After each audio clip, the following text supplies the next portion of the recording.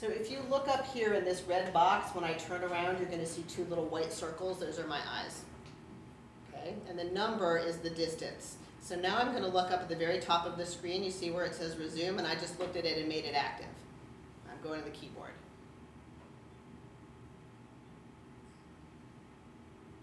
We're going to see if I can get into a better position because it's not picking me up great.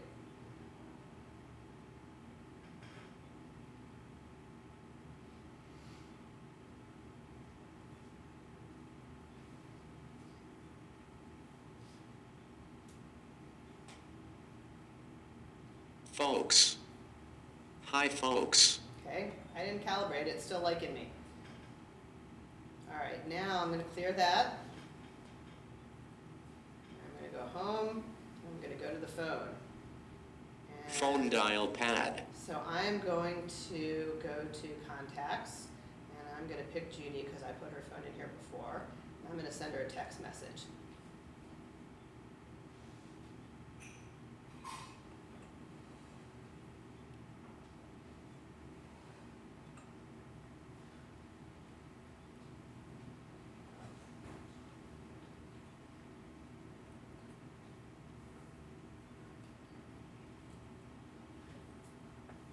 Now Judy's phone should make noise in a minute. And she should get that. She just got a text message.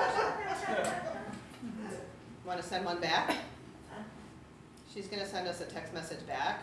I'm going to unpause my system. And I'm going to go to my text messages. And here they are. There's that new one from my husband who thinks I should bring him dinner tonight, since I'm not home making it.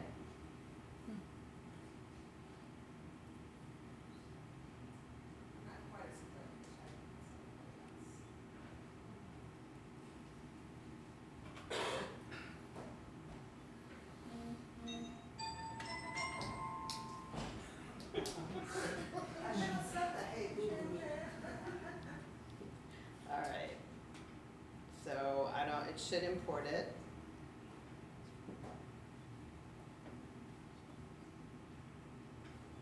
And sometimes you have to get out of it to be able to get back in. Yeah, I don't have a refresh on here. Oops, I didn't really want to do that. All right, let's see if it showed up. Oh, there it is. Oh, sorry, that wasn't her. That was Chip. Sorry, Chip. There we go. There's her message, and I can speak it. Hey, Lisa. Okay, so I'm doing, and you can see, look, Mom, no hands. Okay, so I can, and it took me about 30 seconds to pair my phone with this. I can call her. I can talk through here. One of the important things to know is that most of the systems will let you do this. The question is how.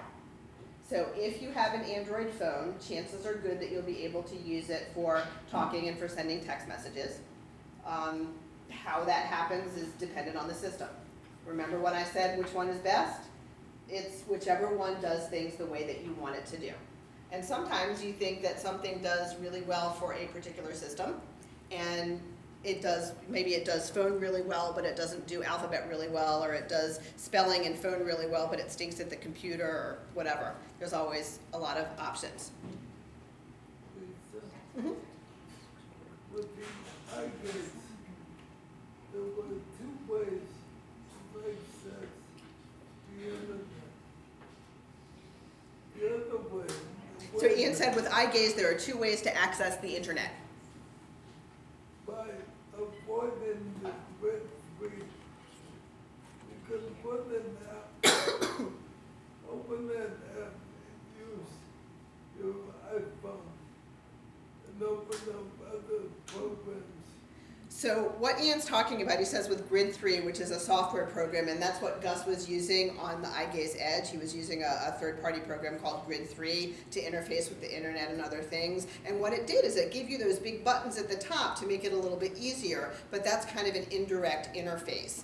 And there's ways to use a direct interface with the iGaze Edge and with other systems as well. And I don't have Jen's system up here, but there's ways to do that directly with the Tobii Dynabox system too, and she can show you how to do that. So for some people who are good at getting to smaller targets, that direct interface is really what they want to use because they find it more efficient. But if you're somebody who isn't able to get to really small targets, it doesn't mean that the internet isn't available for you. It just means that there might be a different way of doing it. But relative to your point, it's very important to know that there are ways outside of that interface within the software to do it, that you can get direct access to the internet. And for some people, that's really, really amazing. Thanks. Others? Other points? What else? Well, with ALS, it's important your phone is really important. So Ian says with ALS, your phone is extremely important. And there are ways that through the system, you can call up anyone without picking up the phone. So you can call anyone without picking up the phone. In other words, you don't have to make a direct connection. So you can actually call people through the internet.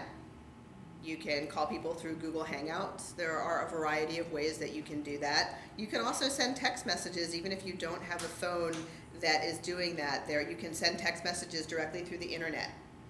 Essentially, and I have a cheat sheet on it at my office that I share with people. Essentially, you just need to know the mobile phone number and usually what their carrier is, because you go to, let's say you go to my phone number at sprint.net, because I have Sprint. But if you had Verizon, it might be your mobile phone number at verizon.net, and or what I don't remember the extensions off the top of my head. But basically, just being on the internet, I can go into my email, I can type in your mobile phone number and the right extension, and I can send you a text message that will go directly to your phone. And if you answer that from your phone, it will come to my email. So you don't, if you're an iPhone user, that doesn't mean that you can't use a phone. It just means that you don't have this direct Bluetooth connection that you can with an Android phone. One more question. Sure. There's a lot more to the eye gaze. Like the, There's a lot more to the eye gaze. like the environmental devices. Like the environmental devices. If Medicare doesn't cover that, If Medicare doesn't cover them, can we come to you for going through Gleason? can you come to me and see if the Gleason Foundation will help you? I'm a big fan of don't ask, don't get. I don't know if the Gleason Foundation will cover environmental stuff, but I would ask. Okay, because unfortunately, Medicare doesn't feel a need to help you to control those things. And what we're able to do with some of it is wrap it up in a package. So devices now have the capability to control environmental stuff that's controllable with infrared. But when you need something external like you would for hooking up a bed, then that's usually an out-of-pocket expense. Plus, you also need somebody who knows how to do that, which is the kind of thing that Gus knows how to do as a rehab engineer. I'm just going to ask, at what point do you decide that you need this type of communication?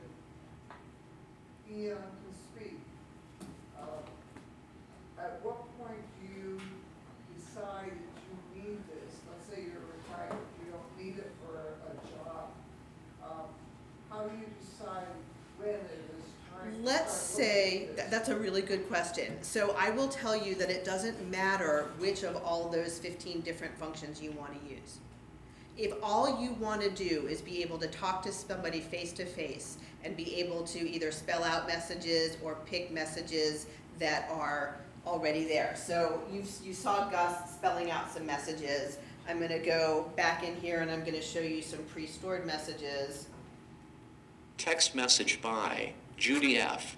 7,342,231,557. Okay, so let's see if I can get back here and go home and go to quick messages and say, What have you been doing? No problem. Go get help quick.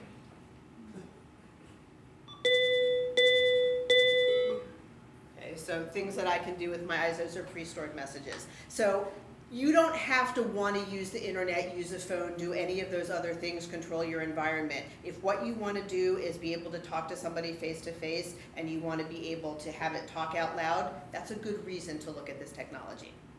Okay? If your hands are still working, this might not be the best technology for you. And that would be a hard thing to justify. Because if your hands are still working, then maybe something simpler like an iPad with an app that talks out loud might be the right answer for you. Okay? So what you're saying basically is the type of ALS you may have will dictate what types of equipment you might purchase. Right. Because if you could use your hand, nobody's paying for eye gaze. And the truth is that even though what Ian was saying is that he can type faster with his eyes, if you're using your hands on a computer and you're fully functional using your hands, that's probably going to be faster than using your eyes. Okay, because what happens with eye gaze is that you can go along so fast for a while and then you get tired or then you make a mistake and it snowballs into mistakes and then it takes you a while to fix them. So I work with all different kinds of people who can't communicate for whatever reason and with different ALS. And perhaps you're getting at the differences between bulbar and spinal onset, where in the bulbar onset you tend to lose your speech and swallowing first, whereas in the limb or spinal onset it first affects your arms or your legs. And some people with spinal onset may have speech all the way through the entire course of the disease. So you're right, Medicare is not going to pay for an eye gaze system for you if you can communicate, if your speech is functional. Okay, because the first thing that I have to write on that report is that your speech isn't functional for your communication needs. So the bottom line is just an evaluation. Right. To determine what is necessary. Right. Now, if you take the funding piece out of it, let's suppose that you're somebody with spinal ALS and you want to be able to use a computer, but your speech is just fine. If your speech is just fine, I actually might send you to Gus anyway because he's a reseller for our product called Dragon Dictate, which is Dragon Naturally Speaking, which is something that you can use to talk to your computer. But if your speech is sort of impaired, but if your speech is at all impaired, I can probably justify a communication device for you. But if it's not, then we have a lot of things in our loan closet that people are able to use as well. But wouldn't you want to, I mean, doesn't it take a while to learn how to use this eye gaze technology? So wouldn't you want to start, even if you don't need it right away, maybe you want to get it ahead of time and learn how to use it? You want to get it ahead of time and start looking at it, but you also have to look at the justification. Okay. So, I mean, if your speech is clear, I can't write justification for you to get a system. Because in order to do that, I'd have to lie, and it's the one thing I won't do. I will fudge, bend, shade. I got a million words for shades of gray. Okay, I got way more than 50. They think they have 50. I got a lot more than that. But if your speech is functional, I can't write something and justify it.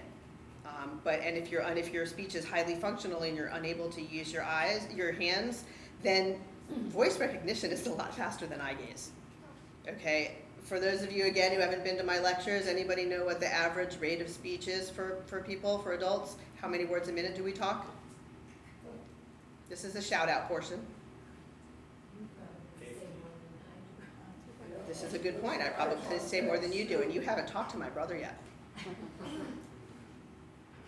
How do we start the process? I mean, you get a script from your doctor. So hang on one second. I'm going to go back to my rate of speech. I'm sorry. Okay, the average adult rate of speech is somewhere between 185 and 220 words a minute. Believe me, it's faster than any other typing method you have. Okay? So, going to what you wanted to say about how you get... I'm sorry if I interrupted you. I thought you would... Not a problem. I've been called a lot of things in my life. Shy is not one of them. But yes, if you think you're at that point, you just start with a script from your doctor. Just call me. I don't need a script from your doctor. We don't need anything. If you're coming to like see that. me, I'm not going to bill your insurance, so you don't need a script from your doctor to get evaluated. Okay. If we decide that you're a candidate for a device and we're going to go ahead and make a recommendation, we've been through the process and you are a candidate and we know what it is, then I'm going to need a script from your doctor for the device itself. But because I'm not billing insurance, I don't need your doctor's blessing. Okay. But if you're at an ALS clinic, they do. Okay, so you may need to get one. Remember, I'm not the only person out there who does this. All right, 2 questions. I'm sorry, one at a time. All right. The first thing is, okay, so we're going along and everything's going fine as far as, we're at a plateau and, we are having an intramuscular issue, but we're still verbal, we're talking, we're communicating. And all of a sudden, one morning we wake up and that appears like it's going to conclude the speech part of, our process. Maybe you lapse into that for 2 weeks, maybe it's for a month. But if we needed it suddenly, how quickly would you be able to? So I've been working with this disease for 20 years, Yeah. and that generally doesn't happen. People don't usually wake up one morning unable to talk when they were able to talk the previous day. Yeah, I've seen neuromuscular. Now, I'm not saying it's necessarily as a result of the ALS. I understand. Because there's a secondary contributing factor. I'm just saying, in my 20 years of doing this, I haven't seen it. So it's a gradual loss of Right. speech. And some people lose it faster. I mean, I've seen people lose a lot over the course of 3 or 4 weeks. But I have never seen anybody go to bed one night talking and wake up the next morning not. How quickly though would you be able to assimilate a speech program for someone? People learn things at different rates. I can't tell you how fast somebody's gonna learn something. That I program. I can't tell you how, I've got people who learn it overnight, and I've got people who take months to be able to get used to it. It's very, very different. Because I've been working with this sort of thing since the Bliss Board in 1973 was developed. Mhm. When people didn't know language. Right. And you had to teach them. Right, but I never met an ALS patient who wanted to learn bliss symbols. No, but anyway, what I wanted to know also is do you still have the head laser? Head mouse, yep, we still have that. And That's a different workshop. But people, don't necessarily understand that the difference between head pointing and eye movement is different. And when you come in to see me, we talk about all those things. We look at different access methods. Because just because you can't use your hands, I don't immediately jump to the conclusion that eye gaze is the right answer for you. Okay, it may be, it may not be, we have to try it. And we have to try head pointing and see how it works. Okay. I really do want to give people a chance to take a look at systems, but I also want to answer all of your questions. So if you want to take a look at some systems, and I think, it's already 8 o'clock and we were supposed to end at 8. So I would like you to take an opportunity if you want to go try something out, but if you have more questions, I'm happy to answer them. You had a question. Where you can speak and it'll spell out the word dragon, I guess is one of them. Right. What are your thoughts on that? I love Dragon. I think it's great. I've got guys who are running their own businesses using Dragon. I also use Google a lot. I got people talking to their tablets and talking to their phones. Is that covered, that's covered by Medicare? No, but Dragon's $100. Okay, there's a big difference between 100 and 17,000. And I don't mean to be flip about that, because I understand that if you don't have money, $100 to one person could be the same as 17,000 to another person. But Medicare doesn't care about your ability to access your computer. It says that it covers communication. So if you are unable to talk, it essentially covers a speech prosthesis. If you're unable to use the computer, they're sorry, but that's not their mandate. Make sense? Okay. Other questions? So I'm going to leave some cards up here. I definitely encourage you to talk to Jen, to talk to Gus, to come over here and try this stuff. Ian will be happy to share his email address with you if you have any questions, and give you some more information, because there's a lot of stuff out there. And I thank you all for giving up so much time in the middle of the week.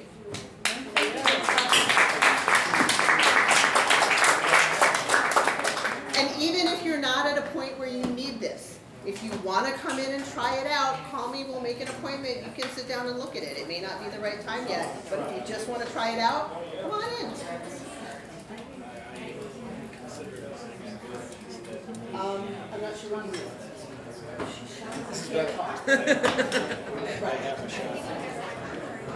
You don't have to use your eyes. You're using that. I can make your phone talk out loud. I can't.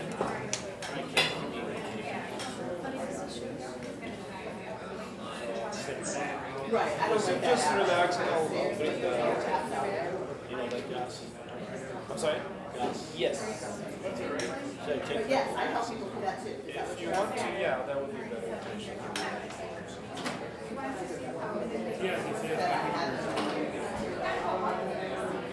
I had a box which has okay. We have to calibrate. We have to.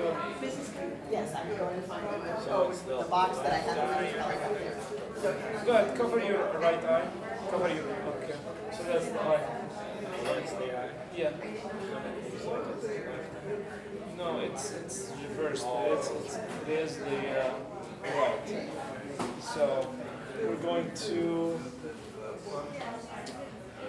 exit here.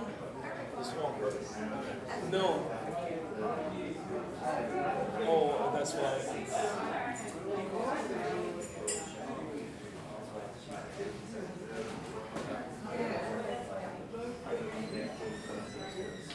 Okay. I'm gonna hit F2. Follow the dot. Just look at the center of the dot.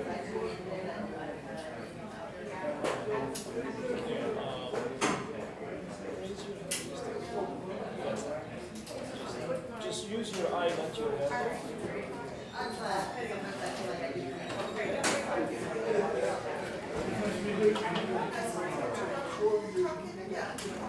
Excellent. Oh, just look at this. Okay, and look at keyboard. And then look at subtitle. The text space. You didn't have to, yeah, you just, it's a little bit difficult, isn't it? You have to get used to it.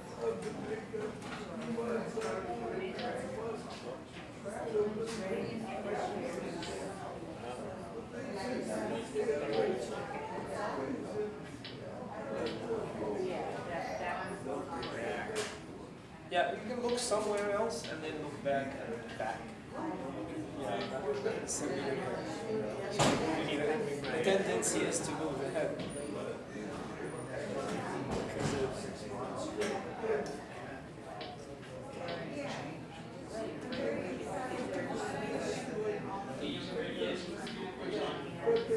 If you want to get up, you can just out.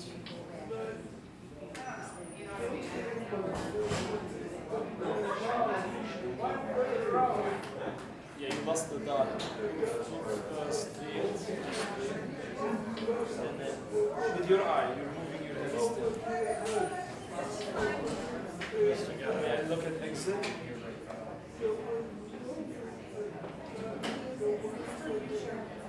Look up and then back to exit.